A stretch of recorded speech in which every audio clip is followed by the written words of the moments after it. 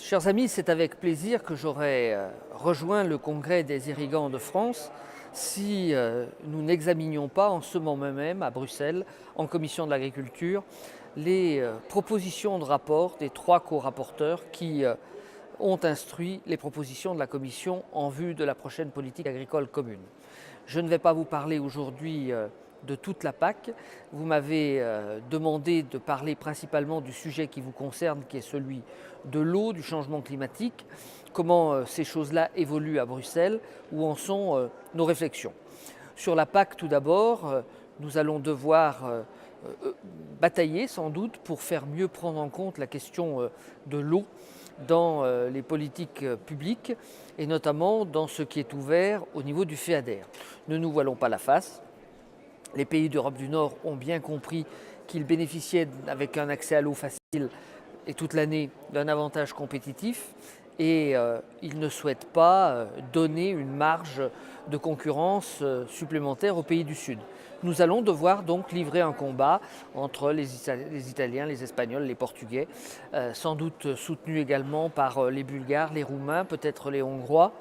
En tout cas, cette bataille est aujourd'hui une bataille essentielle si l'on veut, à la lumière de ce qui s'est passé au cours de ces dernières années, permettre à la France de garder sa place dans l'Union européenne en termes de productions agricoles.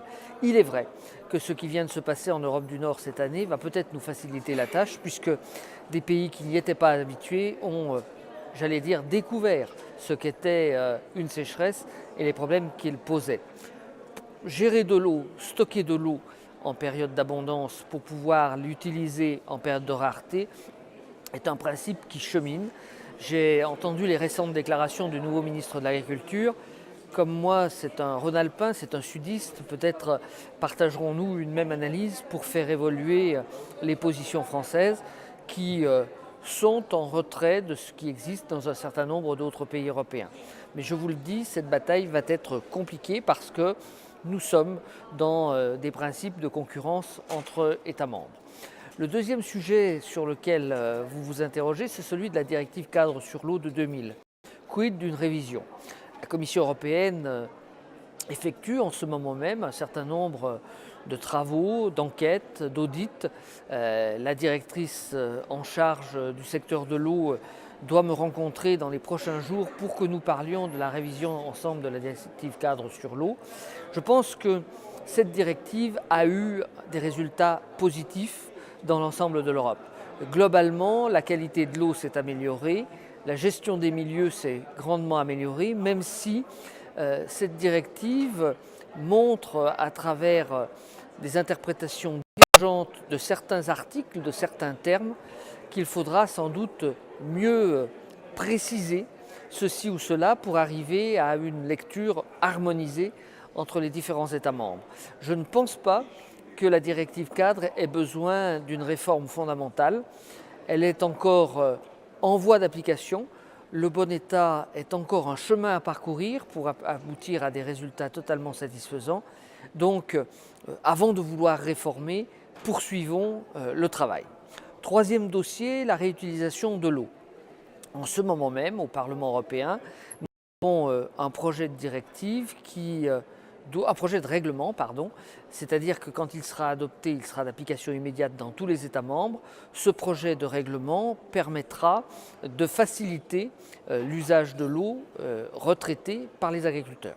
L'une des questions qui est fondamentale est celle de la responsabilité. Je milite pour que cette responsabilité, dès lors que l'eau est utilisée directement, soit de la responsabilité du gestionnaire de réseau. Par contre, si l'eau est stockée et stockée durablement, la responsabilité basculera automatiquement vers l'agriculteur. Il nous faut également clarifier la question de l'information du consommateur.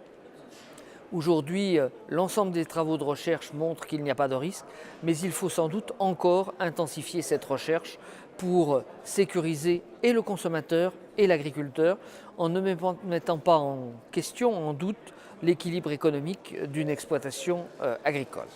Dernier point, le changement climatique. Aujourd'hui, ce n'est plus une interrogation, c'est une réalité, et je dirais même plus, dans la plupart de nos pays européens, depuis cet automne, c'est une angoisse. Les citoyens nous interpelle, interroge les pouvoirs publics. Que faites-vous? Que faisons-nous? Que pouvons-nous faire plus vite?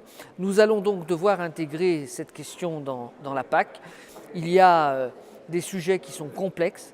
Je pense en particulier au stockage du carbone dans le sol, comment l'accroître, comment le mesurer d'une manière simple, sans recourir à des batailles, à des quantités phénoménales d'analyse.